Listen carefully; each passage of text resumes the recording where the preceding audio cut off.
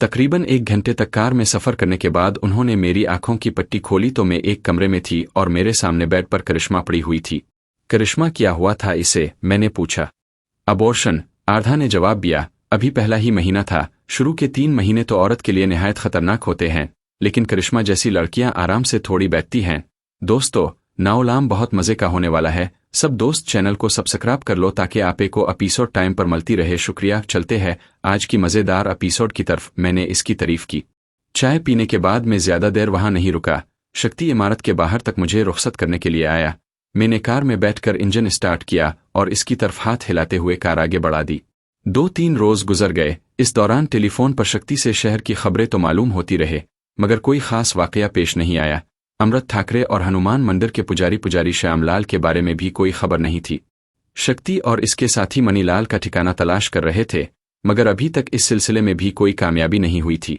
चौथे रोज शक्ति से फोन पर मिलने वाली खबर बड़ी धमाकाखेज थी। पुलिस ने पुजारी श्यामलाल को शहर से 15 कोस दूर पहाड़ियों में एक जैन मंदिर से गिरफ्तार कर लिया था। पहले तो वो पुलिस को कुछ बताने को तैयार नहीं था, लेकिन जब इसे मंदिर के तहखाने में मिलने वाली बाड़ी के हवाले से केस में फंसाने की धमकी दी गई तो इसने सब कुछ पिक दिया। पुजारी श्यामलाल के कहने के मुताबिक चंद रोज पहले नेहरू सिंह और इसके साथियों को मंदिर में लेकर आया था। नेहरू ने यह इंकिशाफ किया था कि उछल शवार मंदिर का पंडित रोहन जिंदा है और शहर ही में किसी जगह रूपोश है, और ये कि वो मंदिर की सारी दौलत भी अपने साथ ले गया है। पंडित रोहन के ठिकाने से सिर्फ एक आदमी वाकिफ है, वो पाकिस्तानी जो सरकार और मनीलाल को भी मतलूब है। पुजारी श्यामलाल के बयान के मुताबिक ठाकरे और नेहरू ने इस पाकिस्तानी आतंकवादी के जरिए पंडित रोहन तक पहुंचने का मंसूबा बनाया, लेकिन इस दौरान नेहरू को खत्म कर दिया गया। और फिर चंद रोज पहले वो पाकिस्तानी आतंकवादी अपने 2 साथियों के हमरा, जिनमें एक लड़की भी थी, अचानक ही हनुमान मंदिर पहुंच गया। उन्हें किसी न किसी तरह मंदिर के तहखाने में पहुंचा दिया गया, मगर वो बड़े चालाक निकले। ठाकरे का एक आदमी उनके हाथों मारा गया और ठाकरे और उन लोगों को अपनी जान बचाकर वहां से भागना पड़ा। ठाकरे अपने जिंदा बच जाने वाले साथी के हमरा पहाड़ियों में कहीं गायब हो गया और वो खुद पहाड़ियों में भटकता हुआ अगले रोज दोपहर को इस जैन मंदिर में पहुंच गया। इस इत्तला का धमाकाखेज पहलू यह था कि पुलिस ने अब मेरे साथ पंडित रोहन की तलाश भी शुरू कर दी थी। रोहन अब किसी मंदिर का पंडित नहीं रहा था, इसकी वो हैसियत खत्म हो चुकी थी। इसके कब्जे में करोड़ों रुपए की दौलत थी। उसूली तौर पर दौलत अगरचे मंदिर की मलकियत थी, मगर हर शख्स इसे हासिल करने का आरजूमंद था। नेहरू सिंह, जिसने इस दौलत के लिए अपने गुरु मनीलाल से बगावत कर दी थी और मेरे हाथों मारा गया था। अमृत ठाकरे और अब पुलिस के बाज़ आला ऑफिसर इस मामले में खासी दिलचस्पी ले रहे थे। वो भी हर कीमत पर पंडित रोहन को तलाश करना चाहते थे ताकि इसकी दौलत पर कब्जा कर सके। मैंने पंडित रोहन को इस खबर की हुआ तक नहीं लगने दी। इस तरह इसके बेचैन होने का अंदेशा था और हो सकता है वो कोई ऐसी हमाकत कर बैठे जिससे वो खुद ही उनके जाल में फंस जाए। अलबत्ता मैंने इसे ये बता दिया कि ठाकरे के भाग जाने से सूरत हाल कुछ बिगड़ गई है, इसलिए चंद रोज तक इसे मोहतात रहना होगा। मोहतात तो वो पहले ही था। मंदिर से फरार होने के बाद इसने इस बंगले में पनाह ली थी और कभी बाहर झांक कर देखा तक नहीं था। वो तो मैं ही था जिसने इस रात इसे बंगले से बाहर निकाला था और मनीलाल ने इसे छठी उंगली से पहचान लिया था, और अब तो मेरे ख्याल में वो अपने कमरे से भी बाहर नहीं निकलेगा। अमृत ठाकरे की मुझे परवाह नहीं थी। अगर वो आकोई और रोहन को खत्म करके इसकी दौलत पर कब्जा कर लेता है तो मेरी बिला से, मेरे पहले से किया जाता था। मुझे सबसे ज्यादा फिक्र मनीलाल की थी। मैं इसे हर कीमत पर तलाश करना चाहता था। अगर वो इस शहर से निकल गया तो फिर हाथ नहीं आएगा। इसका जिंदा बचकर निकल जाना मेरे हम वतनों के लिए बहुत बड़ा अजाब बन सकता था। मैंने इस इंजेक्शन के असरात देखे थे। पहली मर्तबा जब सुशांत तंडत को वो इंजेक्शन लगा था तो वो झटके खा खाकर अजियत का शिकार होकर मरा था, और फिर इसने इस इंजेक्शन में कुछ तब्दीलियां की थी और ये इसका आखिरी तजर्बा था जो इसकी तवक्को से कहीं ज्यादा बढ़कर कामयाब हुआ था। पूजा जिस तरह तड़प तड़प कर जान दे गई थी, वो मंजर में जिंदगी भर नहीं भुला सकूंगा। इसके न सिर्फ नाक, कान और मुंह से खून बह निकला था बल्कि इसके पूरे जिस्म की जल्द भी फट गई थी। वो मंजर याद करके मैं कांप उठा। ये इंजेक्शन दहशतगर्दी के मकासद के लिए मेरे बेगुनाह हम वतनों पर इस्तेमाल किया जाने वाला था, और इसलिए मुझे मनीलाल की तलाश थी। मैं इसे इस शहर से निकलने से पहले ही खत्म कर देना चाहता था। इस रात न जाने मुझे कैसे डॉक्टर आरधा का ख्याल आ गया। इसके घर और क्लिनिक दोनों जगहों पर टेलीफोन तो थे ही, मगर मुझे उनमें से किसी का नंबर मालूम नहीं था। टेलीफोन के आसपास मुझे डायरेक्टरी भी दिखाई नहीं दे रही थी। मैंने कावरी से पूछा तो इसने मेज की दराज से डायरेक्टरी निकाल कर मुझे दे दी। चंद सफ़हात पर मुश्तमिल ये एक खूबसूरत किताबचा था। माउंट इबू का कोई भी टेलीफोन नंबर 4 हिंसों से मुतजाविज नहीं था। तमाम नंबरों के लिए अगरचे 2-3 सफ़हात ही काफ़ी थे, मगर उनके साथ राजस्थान के बड़े बड़े शहरों के अहम फ़ोन नंबर्स भी दिए हुए थे और बाकी सफ़हात इश्तिहारात से भरे हुए थे। डायरेक्टरी में आर्धा नाम से 3 टेलीफोन नंबर थे। एक आर्धा राम जो कदीम इमारतों की देखभाल और तमीरात का ठेकेदार था। डायरेक्टरी में इसके नाम का पूरे सफ़ा का एक इश्तिहार भी था। दूसरा नंबर आर्धा बैल के नाम से था और पता एक शराब खाने का था। तीसरा नंबर आर्धा कुमारी के नाम का था। इसके आगे डॉक्टर लिखा हुआ था और एड्रेस भी इसके क्लिनिक का था। मैंने डायरेक्टरी एक तरफ रखकर वो नंबर मिलाया। इस वक्त रात के 10:30 बज रहे थे। क्लिनिक बंद हो चुका था और आर्धा यकीनन अपने बंगले में होगी। क्लिनिक वाले फ़ोन की घंटी की आवाज़ अंदरूनी कमरों तक ज़रूर जाती होगी। घंटी बजती रही और मैं कॉल रिसीव होने का इंतज़ार करता रहा। 10-12 मरतबा घंटी बज चुकी थी। मैं मायूस होकर रिसीवर रखने ही वाला था कि दूसरी तरफ से कॉल रिसीव कर ली गई और एक मध्यम निस्वानी आवाज़ मेरी समात से टकराई। हेलो डॉक्टर आर्धा, मैंने पूछा। फ़ोन पर इसकी आवाज़ समझ में नहीं आ सकी थी। बोल रही हूँ, अब कौन? इसने पूछा। आर्धा, मैं माने बोल रहा हूँ, याद है ना? मुझे भूली तो नहीं? मैंने कहा।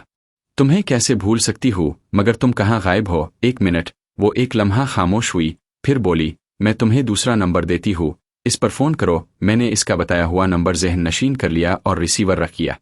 तकरीबन 2 मिनट बाद मैंने दोबारा रिसीवर उठाकर वो नंबर मिलाया। इस मर्तबा पहली घंटी पर ही कॉल रिसीव कर ली गई। कोई ख़ास बात? मैंने आर्धा की आवाज़ सुनते ही कहा। हाँ, मैं 3-4 दिन से तुम्हें तलाश कर रही थी, मगर मनीलाल जैसा आदमी आज तक तुम्हारा खोज ना लगा सका। मैं अपने मकसद में कैसे कामयाब हो जाती? आर्धा ने कहा। इसे कहते हैं न कि दिल को दिल से राह होती है। मैंने हंसते हुए कहा। तुम मुझे ढूंढ रही थी और आज मैंने खुद ही तुमसे राब्ता कर लिया।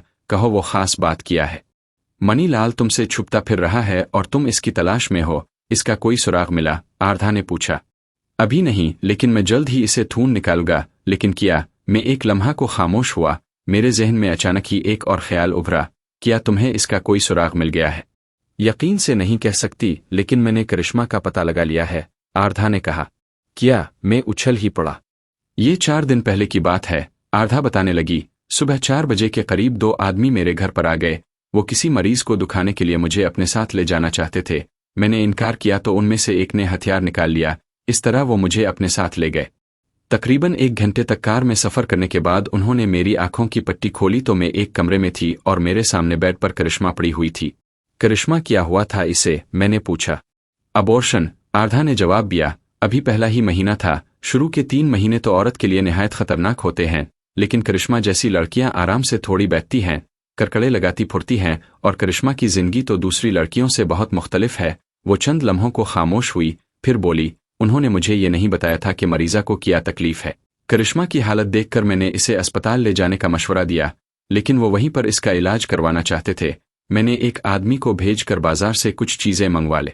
मुझे वो पूरा दिन और पूरी रात वहीं रहना पड़ा। मैं इस एक कमरे तक महदूद होकर रह गई थी। मुझे कमरे से बाहर निकलने की भी इजाज़त नहीं थी। तो फिर तुम्हें ये तो पता नहीं चला होगा कि वो कौन सी जगह थी? मैंने पूछा। मैंने पता चला लिया था, डॉक्टर आर्धा ने जवाब दिया। खिड़की के सामने भी अगरचे दबीज़ पर्दा पड़ा हुआ था और एक आदमी 24 घंटे खिड़की में मौजूद रहता था, मगर एक मर्तबा मौका पाकर मैंने खिड़की से बाहर झांक लिया था। वो प्रेम पहाड़ी पर कोई काटेज है। प्रेम पहाड़ी? मेरे लहजे में हैरत थी। ये कौन सी जगह है? हैरत है, माउंट इबू में रहते हुए तुम आज तक इस जगह के बारे में नहीं जान सके। बहरहाल शहर में किसी से भी पूछ लोगे तो तुम्हें इस पहाड़ी के बारे में बता दिया जाएगा। तो क्या मुझे इस पहाड़ी को काट कर दूँ की नहर खोदनी होगी? मैंने कहा। नहीं, वो काटेज तलाश करता है, आर्धा ने जवाब दिया। मुझे जिस काटेज में ले जाया गया था, इसके मशरिक की तरफ तकरीबन 150 गज के फासले पर जो काटेज है, इसके बरामदे की छत पर गणेश देवता की बहुत बड़ी मूर्ति बनी हुई है। उन दोनों काटेजों के बीच में और कोई काटेज नहीं है। अगर तुम वो गणेश देवता वाला काटेज तलाश कर लो तो इस काटेज तक आसानी से पहुंच जाओगे। ठीक है आर्धा, मैं कल रात किसी वक्त तुमसे मिलूंगा, मैंने कहा और फ़ोन बंद कर दिया। आर्धा ने वाकई बड़ा काम किया था और यह महज इत्तेफाक ही था कि आज मुझे इसका ख्याल आ गया था और मैंने इसे फ़ोन कर लिया था। अगर आर्धा को फ़ोन ना करता तो इतनी अहम मालूमात हासिल ना होती। देवी तभी मेरे करीब आकर बैठ गई और मैं इसे आर्धा के बारे में बताने लगा। फिर इसकी तरफ देखते हुए पूछा, ये प्रेम पहाड़ी कहाँ है? प्रेम पहाड़ी? इसने मुझे घूरा। प्रेम पहाड़ी वो जगह है जहाँ प्यार करने वालों पर कोई पाबंदी नहीं। हर मुल्क के किसी ना किसी शहर में कोई ना कोई ऐसी जगह होती है जहाँ पाबंदी नहीं होती। मादर पिदर आज़ाद किस्म के लोग ऐसी जगहों पर जाकर अपने दिल की भड़ास निकाल लेते हैं। लंदन का हाइड पार्क बहुत मशहूर जगह है। वहाँ लोग हर किस्म की बातें किसी खौफ के बगैर आज़ादी से कह सकते हैं। वहाँ मलिका को गलीज़ गालियाँ दी जाती हैं। इस तरह कोलबो में छतरी पार्क बहुत शोहरत रखता है। वो चंद लम्हों को खामोश हुई, फिर बात जारी रखते हुए कहने लगी, इस पार्क का नाम तो कुछ और है, मगर छतरी पार्क के नाम से मशहूर है। वहां दाखिल होने वाले हर शख्स के हाथ में तुम्हें एक छतरी जरूर नजर आएगी और पार्क के अंदर जगह जगह तुम्हें जमीन पर लातादाद खिली हुई छतरियां नजर आएगी और हर छतरी के पीछे तुम्हें ऐसा हवसनाक नजारा दिखाई देगा कि तुम सांस लेना भूल जाओगे। समझ लो ऐसे नज़ारे मियाँ बीवी के बेडरूम में ही देखे जा सकते हैं अगर झांकने का मौका मिले तो। माउंट इबू की प्रेम पहाड़ी। इसने खामोश होकर गहरा सांस लिया, फिर बोली, प्रेम पहाड़ी भी ऐसी ही जगह है। वहां अगरचे काटिजुज भी हैं, लेकिन नेचर के असली सवाद से लुत्फ अंदोज होने वाले झाड़ियों और पौधों की आड़ लेते हैं, और बाज लोग तो ये तकल्लुफ भी नहीं करते। मगर क्या? मैंने उलझी हुई नज़रों से इसकी तरफ देखा। सुना है कि कुछ अरसा पहले वहां भी पाबंदी लगा दी गई थी, सिर्फ उन्हीं लोगों को जाने की इजाज़त दी जाती है जिन्होंने वहां का टिकट ले रखे है। ओह, मेरे मुंह से बेइख्तियार निकला, वहां का टिकट किराए पर भी तो मिलते होंगे। तुम ऐसी बेचैनी किया है, तुम वहां को जाना चाहते हो? देवी बोली। करिश्मा वहां एक काटेज में रहाइश पजीर है और हो सकता है मनीलाल भी वहां मौजूद हो, मैंने जवाब दिया। दरअसल पिछले साल वहां पे दर पे ख़त्म करने की चंद वार रातें हो गई हैं, इसके बाद ही वहां पाबंदी लगा दी गई। कुछ अरसा तो तमाम काटिजुस भी वीरान रहे, लेकिन फिर काटिजुस पर से पाबंदी उठा ली गई। किसी बुराई पर पाबंदी लगा देने का मतलब ये नहीं होता कि वो बुराई वाकई ख़त्म हो गई है, बल्कि इसे चोरी छुपे कुछ और फ़रोग़ मिलता है। प्रेम पहाड़ी की सूरत हाल भी कुछ ऐसी ही है। इंडियन टूरिज्म का मकामी दफ्तर प्रेम पहाड़ी के लिए पास जारी करता है और घूस खुलाकर तो कोई भी काम कराया जा सकता है। गुड आइडिया, मैंने मुस्कुरा कर कहा, ऐसा ही करना पड़ेगा। मेरे जहन में शक्ति का ख्याल उभरा। मेरे ख्याल में वो कोई ऐसा बंदोबस्त कर सकता है कि हमें प्रेम पहाड़ी पर जाने में कोई दुश्वारी पेश न आए। मैंने दीवार पर लगी हुई घड़ी की तरफ देखा, 11:30 बज रहे थे। इस वक्त शक्ति को तलाश करना मुश्किल था, वो न जाने कहाँ होगा। रोहन को मैंने 2 दिन से नहीं देखा था, वो अपने कमरे में बंद होकर रह गया था। शराब और कावरी कमरे में, यही 2 चीज़ें इसकी रफीक थी। अलबत्ता कावरी को भी जब मौका मिलता तो कमरे से बाहर आ जाती। मेरी और देवी की सेवा की जिम्मेदारियां भी वो बखूबी निभा रही थी। इस रात में 1 बजे के करीब सोने के लिए अपने कमरे में चला गया और इत्तेफाक से मुझे फौरन ही नींद भी आ गई। शक्ति ने न सिर्फ इंडियन टूरिज्म के दफ्तर से प्रेम पहाड़ी का पास हासिल कर लिया था, बल्कि इसने वहां एक काटेज भी ले लिया। ऑफिस के इजाजतनामे के साथ 50 का एक नोट भी कांस्टेबल की तरफ बढ़ा दिया था। कांस्टेबल की बाछें खिल गईं। इस वक्त सूरज गुरूब होने में तकरीबन 1 घंटा बाकी था। पहाड़ी पर कई रास्ते थे। शक्ति मुख्तलिफ रास्तों पर कार दौड़ाता रहा। ये पहाड़ी तकरीबन 4 मील के रकबे में फैली हुई थी। काटेजेस एक दूसरे से बहुत दूर दूर थे। शक्ति हर काटेज के करीब से गुजरते हुए कार की रफ्तार कम कर लेता और हम सब काटेज की तरफ देखने लगते, लेकिन किसी काटेज के बरामदे की छत पर गणेश देवता की मूर्ति नजर नहीं आई। एक जगह शक्ति ने कार रोक ली और हम सब इस काटेज की तरफ देखने लगे, जो सड़क से बहुत हिटकर ऊंची जगह पर बना हुआ था और सूरज मगरिब में पहाड़ी के पीछे गुरूब होते हुए इसका पेच पर पड़ रही थी और कांच के बरामदे की छत पर गणेश देवता की बहुत बड़ी मूर्ति रुखसत होती हुई जर्द धूप में चमक रही थी। मैंने गर्दन घुमाकर इस काटेज की सीध में मगरिब की तरफ देखा। वहां से 150-200 गज दूर एक पहाड़ी पर वो काटेज नजर आ रहा था जिसकी हमें तलाश थी। सुर्ख खपरेल की छत वाले इस काटेज के एक कमरे की खिड़की भी इस तरफ नजर आ रही थी और गालिबन ये वही खिड़की थी जहां से आर्धा ने गणेश देवता की मूर्ति वाला ये काटेज देखा था। हमारा अपना काटेज वहां से निस्फ मील के फासले पर था। 2 कमरों का छोटा सा काटेज था। हम लोग खाने पीने का सामान साथ लेकर आए थे, जो कार से निकालकर किचन में पहुंचा दिया गया और कोनाल इलेक्ट्रिक हीटर पर चाय तैयार करने लगी। हम तकरीबन 10 बजे के करीब अपने काटेज से निकले। कारें वहीं छोड़ दी गई थीं। मेरे पास कलाशन थी, जबकि उन तीनों के पास हथियार थे। गणेश देवता की मूर्ति वाले काटेज से हम इस पहाड़ी की तरफ मुड़ गए। वो काटेज गालिबन 3-4 कमरों पर मुश्तमिल था। हमारी तरफ कम अज कम 2 खिड़कियों में रोशनी नजर आ रही थी। बाई तरफ भी किसी खिड़की से रोशनी झलक रही थी। हम बहुत मेरा होकर इस पहाड़ी पर चढ़ने लगे। ऊपर जाकर हम एक जगह रुक गए और फिर 2 टोलियों में बट गए। कोनाल मेरे साथ थी और देवी शक्ति के साथ। वो लोग काटेज के बाई तरफ चले गए और हम दाई तरफ मुड़ गए। काटेज के करीब पहुंचकर मैंने खिड़कियों से अंदर झांकने की कोशिश की, मगर अंदर की तरफ बबीज पर्दे पड़े हुए थे। एक कमरे से कुछ आवाजें तो सुनाई दे रही थीं, मगर कोई दिखाई नहीं दे रहा था। मैं कोनाल को इशारा करता हुआ काटेज की दीवार के साथ मुड़ गया। मैं कुछ और आगे बढ़ना चाहता था, लेकिन इसीलिए अकब से एक गुर्राहट भरी आवाज सुनाई दी, तुम दोनों अपनी जगह से हरकत नहीं करोगे, हाथ ऊपर उठा लो। ये आवाज मेरे लिए बम के धमाके से कम साबित नहीं हुई थी। मुझे समझने में देर नहीं लगी कि हमें इस काटेज की तरफ आते हुए देख लिया गया था और वो लोग हमारे इस्तकबाल को तैयार हो गए थे। हथियार फेंक दो और हाथ ऊपर उठा लो। वो गुर्राहट दोबारा सुनाई दी। अब अगर एक लम्हा की ताखीर हुई तो हमला दूंगा। मैंने आवाज से अपने अकब में इस शख्स की समत और फासले का अंदाजा लगा लिया और दूसरे ही लम्हे बड़ी तेजी से नीचे गिरकर लूट लगाते हुए फायर खोल दिया। इस शख्स ने भी हमला दिया था, इसके पास भी ऑटोमेटिक थी। इसकी चलाई हुई मेरे ऊपर से होती हुई कॉटेज की दीवार में पैवस्त हो गंज, जबकि मेरी कलाशन से निकली हुई ने इसे घेर कर दिया। आवाज के साथ इसके चीखने की आवाज भी फिजा में गूंज गई थी। इसके साथ ही मुझे कोनाल की चीख भी सुनाई दी थी। मैं उठकर इसकी तरफ लपका। आवाज शुरू होते ही इसने भी एक तरफ छलांग लगा दी थी और इसका पीर फिसला गया था। वो चीखती हुई ढलान पर लुढ़क गई थी। मैंने दौड़कर इसे पकड़ लिया। इस तरफ भागो, मैं इसे पकड़कर एक तरफ दौड़ने लगा। दूसरी तरफ से भी बौछार शुरू हो गई थी। कोनाल की टांग पर चोट लगी थी और इसे दौड़ने में दुश्वारी पेश आ रही थी। इसका हथियार भी कहीं गिर गया था। वो एक जगह फिर ठोकर खाकर गिरी। मैं भी लड़खड़ा गया था। इसके साथ ही मैंने कोनाल को धक्का देते हुए एक तरफ छलांग लगा दी। अगर एक लम्हा की भी ताखीर हो जाती तो दर्जनों हम दोनों को छलनी कर देती। मैंने संभालते ही निशाना खोल दिया था। कोनाल भी अब संभल चुकी थी और वो भी कलाशन से कर रही थी। कॉटेज के दूसरी तरफ से भी आवाजें सुनाई दे रही थीं, लेकिन चंद मिनट बाद ही जोर टूट गया। फिर मुख्तलिफ समतों से दौड़ते हुए कदमों की आवाजें सुनाई देने लगे और फिर सन्नाटा छा गया। मैं अपनी जगह पर दबका रहा। 2 मिनट गुजर गए और फिर कॉटेज के सामने के रुख से शक्ति की आवाज सुनाई दी। गुरु गुरु, कहाँ हो तुम? मैं यहाँ हूँ, मैंने जवाब दिया और कोनाल का हाथ पकड़कर उठ गया। शक्ति बरामदे के सामने खड़ा था और देवी दरवाजे में। इसका रुख अंदर की तरफ था और इसने हथियार तान रखा था। भाग गए साले डरपोक, शक्ति बोला। अंदर कौन है? मैंने बरामदे की तरफ बढ़ते हुए पूछा। एक दिलचस्प चीज देखोगे तो मुंह में पानी भर आएगा, शक्ति ने जवाब दिया। शक्ति को मैंने ये नहीं बताया था कि हम करिश्मा के चक्कर में यहाँ आए थे और मेरे ख्याल था कि वो करिश्मा होगी जिसे देखकर शक्ति खुश हो रहा था। लेकिन दरवाजे में कदम रखते ही मैं ठिठक गया और इसके साथ ही मेरे होंठों पर बेइख्तियार खफीफ सी मुस्कुराहट आ गई। वो एक हिजला था जो सामने ही कुर्सी पर बैठा हुआ था। भौंडे अंदाज में किया हुआ मेकअप और मखौफ से इसका चेहरा कुछ और भी बिगड़ गया था। इसने जनाना कपड़े पहन रखे थे।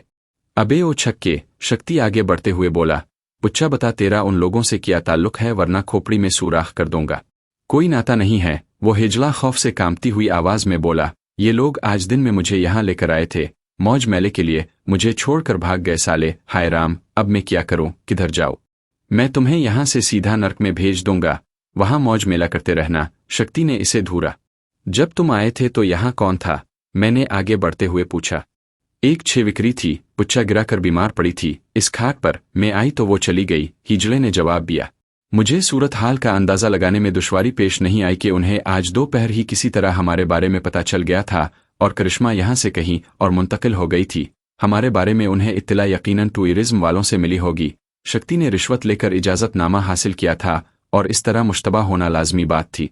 यहाँ 3 आदमी छोड़ दिए गए थे जो हमारे इस्तिकबाल के लिए तैयार बैठे हुए थे, लेकिन उनमें से एक मारा गया था और 2 भाग निकले थे। करिश्मा को शायद ये इल्म नहीं हो सका था कि मैं यहाँ आऊँगा। अगर मेरे बारे में कोई भनक मिली होती तो वो इतना कच्चा इंतजाम न करती। इसी वक्त मेरे जहन में एक और ख्याल उभरा, कहीं उन्हें डॉक्टर आर्धा पर तो कोई शुबा नहीं हो गया था। ये ख्याल आते ही मैंने शक्ति वगैरह को वहां से चलने का इशारा किया। वो हिजला भी मिन्नत समाजत करने लगा कि हम इसे यहाँ छोड़ कर न जाए। वो भी हमारे पीछे ही कॉटेज से बाहर निकला था और फिर यूं लगा जैसे हम पर क़यामत टूट पड़ी हो। 3 अतराफ से गोलियों की बारिश शुरू हुई थी। प्रेम पहाड़ी प्यार के मक भरे सुरीले नगमों के बजाय गोलियों की आवाज से गूंज रही थी। हिजला कॉटेज के दरवाजे पर आने वाली रोशनी में था। वो गोलियों का निशाना बन गया और चीनी हुआ खेर हो गया। मैंने कोनाल का हाथ पकड़कर एक तरफ दौड़ लगा दी। देवी और शक्ति भी मेरे पीछे ही दौड़े थे। हम कॉटेज के पिछली तरफ आ गए। इस तरफ उनका कोई आदमी नहीं था। शायद उनका ख्याल हो कि हमें सामने ही से घेर कर खत्म कर देंगे, लेकिन यह हमारी खुशकिस्मती थी कि हम एन वक्त पर कॉटेज से बाहर आ चुके थे। उन लोगों ने हमें भागते हुए देख लिया था। उनके 2 आदमी भी कॉटेज के पिछली तरफ आ गए और तारीकी में अंधाधुंध गोलियां चलाने लगे। हम जवाबी फायरिंग करके अपनी पोजीशन की निशानदेही नहीं करना चाहते थे। मैंने शक्ति वगैरह को भी मना कर दिया कि वो निशाना न करे। मेरे ख्याल में अपने कॉटेज की तरफ जाना भी खतरे से खाली नहीं था। इस बात में हम पर जो हमला हुआ था वो भरपूर था और इसमें कई आदमी शरीक थे। इसका मतलब था कि हमारे कॉटेज को भी घेरे में ले रखा होगा। इस तरफ शक्ति, मैं एक तरफ इशारा करते हुए चीखा। उधर एक कॉटेज के सामने मैंने एक कार खड़ी देखी थी। हम मुड़कर दूसरी तरफ दौड़ने लगे। वो कॉटेज मगरिब की तरफ तकरीबन निस्फ मील के फासले पर था। बौछार अब भी हो रही थी, लेकिन हम बहुत दूर निकल आए थे। ये हमारी खुशकिस्मती थी कि वो कार अब भी कॉटेज के सामने खड़ी थी।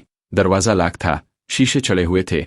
शक्ति ने हथियार का बट मार कर ड्राइविंग साइड की खिड़की का शीशा तोड़ दिया और अंदर हाथ डालकर लॉक खोल दिया और अंदर बैठकर दूसरे दरवाजे भी खोल दिए। चाबी इग्निशन में लगी हुई नहीं थी। शक्ति ने ड्राइविंग सीट पर बैठे हुए स्टीयरिंग के नीचे हाथ डालकर 2 तारे खींच ले और उन्हें जोड़कर इंजन स्टार्ट करने लगा। इस दौरान कोणाल और देवी पिछली सीट पर और मैं पैसेंजर सीट पर बैठ चुका था। पहले शीशा टूटने और फिर इंजन स्टार्ट होने की आवाज़ सुनकर तकरीबन 20 गज दूर कॉटेज का दरवाज़ा खुला और एक आदमी की चीखती हुई आवाज़ सुनाई दी। अरे कौन है? इस लम्हा दौर से आवाज़ सुनाई दी। वो शख्स अंदर भाग गया और घर से दरवाज़ा बंद हो गया। इंजन स्टार्ट हो चुका था। शक्ति ने कार एक झटके से आगे बढ़ा दी। 5 मिनट बाद ही हम चौकी वाली सड़क पर पहुंच गए। दोनों कांस्टेबल कलाशन ताने सड़क के बीच में खड़े थे। शक्ति ने उनके करीब कार रोक ली और कांस्टेबल के कुछ कहने से पहले वो खुद ही बोल उठा, ओ भाया, अपने थाने को फ़ोन करो, फोर्स बुलाओ, कातिलों का गिरोह प्रेम पहाड़ी पर चढ़ाया है, लोगों को बचाओ। वो दोनों पुलिस वाले गुड़बड़ा गए। उनमें एक तो फौरन ही गार्ड रूम की तरफ भाग गया और दूसरा भी कार के सामने से हिट गया। शक्ति ने तेजी से कार आगे बढ़ा दी और इसकी रफ्तार बढ़ाता चला गया। शक्ति ने पुलिस वालों को बदहवास कर दिया था। वो ये भी नहीं देख सके थे कि हम गए तो किसी और कार में और हमारी वापसी दूसरी कार में हो रही थी। 1 घंटे से भी कम वक्त में हम शहर पहुंच गए। मेरी हिदायत पर शक्ति ने कार का रुख राजेंद्र मार्ग की तरफ मोड़ लिया। चंद मिनट बाद ही कार डॉक्टर आर्धा के क्लिनिक से चंद गज आगे निकलकर रुक गई। मैंने उन्हें कार ही में बैठे रहने का इशारा किया और खुद नीचे उतरकर तेज तेज कदम उठाने लगा। अंदर किसी कमरे की बत्ती जल रही थी। मैंने 2-3 मरतबा बैल बजाई, मगर कोई जवाब ना पाकर मेरे जहन में वसवसे सर उठाने लगे। मैंने गेट पर हाथ रखा तो वो खुला हुआ था। मैं कार बाइक संभाले गेट में दाखिल होकर बड़े मोहतात अंदाज में आगे बढ़ने लगा। आगे वाला दरवाज़ा भी खुला हुआ था। आर्धा इतनी बेपरवाह नहीं हो सकती थी कि रात के वक्त दरवाजे खिले छोड़ दे। डॉक्टर आर्धा जी, मैंने अंदर दाखिल होकर इसे पुकारा, मगर कोई जवाब नहीं मिला। मैं बालकमरे से गुजरता हुआ इसके बेडरूम के सामने पहुंच गया। दरवाज़ा भिड़ा हुआ था, मगर बत्ती जल रही थी। मैंने दरवाज़ा खोल दिया और इसके साथ ही मेरा दिल उछलकर हल्क में आ गया। डॉक्टर आर्धा की लाश बेड पर पड़ी थी। इसके सीने में ठीक दिल के मकाम पर आला दस्ता तक पेवस्त था। इसके हाथ पुश्त पर बंधे हुए थे और मुंह में कपड़ा ठोसा हुआ था। वो हमेशा साड़ी पहना करती थी, लेकिन इस वक्त इसके जिस्म पर मुख्तलिफ हिस्सों पर निशाना बता रहे थे कि मौत के घाट उतारने से पहले इसे निशाना भी बनाया गया था और उन्होंने आज दिन में किसी वक्त यहाँ आकर आर्धा को दबोच लिया था। इस पर तशद्दुद करके मेरे बारे में पूछा गया और मुंह में कपड़ा इसलिए ठूंस दिया गया था कि वो शोर ना मचा सके। इसने गालिबन अपने दिफा में हाथ चलाने की कोशिश की होगी, जिस पर इसके हाथ भी पुश्त पर बांध दिए गए थे। आर्धा की हालत बता रही थी कि इसने आसानी से जुबान नहीं खोली थी। बहुत ज्यादा तंग करने के बाद जब इसकी कुव्वत बर्दाश्त जवाब दे गई होगी तो इसने मेरे बारे में कुछ बताया होगा और उन्होंने करिश्मा को इस कॉटेज से हटा दिया। उन्हें तवक्को रही होगी कि मैं आज ही कुछ ना कुछ जरूर करूंगा। मेरा मजाक उड़ाने के लिए उन्होंने करिश्मा की जगह एक हिजड़े को कॉटेज में बिठा दिया था। मैंने आर्धा की पेशानी पर हाथ रख दिया, फिर इसके सीने और पेट पर हाथ रखकर देखा। मेरे मुंह से गहरा सांस निकल गया। आर्धा का जिस्म बिल्कुल ठंडा हो रहा था, जिसका मतलब था कि इसे मरे हुए कई घंटे हो चुके थे। घंटे आधे घंटे की बात होती तो लाश इस तरह बर्फ जैसी ठंडी ना होती। अब बात मेरी समझ में आ गई थी। पहले इसके साथियों को गालिबन आर्धा पर किसी किस्म का शुबा हो गया था। खुद ही मजाक का निशाना बन गए। न सिर्फ वो हिजला अपनी जान से हाथ धो बैठा, बल्कि वो मीर अभी कुछ ना बिगाड़ सके। मैं चंद लम्हों तक आर्धा की लाश को देखता रहा, फिर झुककर इसके सीने में पेवस्त आला की तरफ हाथ बढ़ाया ही था कि साइड टेबल पर रखे हुए टेलीफोन की घंटी बज उठी। मैं उछल पड़ा। फोन की घंटी मेरे लिए बम के धमाके से कम साबित नहीं हुई थी। मेरे दिल की धड़कन एकदम बेकाबू हो गई थी। मैं मतवहश नजरों से फोन की तरफ देखने लगा। घंटी 2 मरतबा बज चुकी थी। तीसरी मरतबा घंटी बजने के बाद मैंने रिसीवर उठाकर कान से लगा लिया और माउथ पेस में कुछ बोलने के बजाय दूसरी तरफ से किसी के बोलने का इंतजार करने लगा। मुझे ज्यादा इंतजार नहीं करना पड़ा। चंद सेकंड बाद ही एक निस्वानी आवाज मेरी समाज से टकराई। खामोश रहकर तुम अपनी शनाख्त नहीं छुपा सकोगे माने। मुझे यकीन था कि तुम रेम पहाड़ी से फरार होने के बाद सीधे यही आओगे।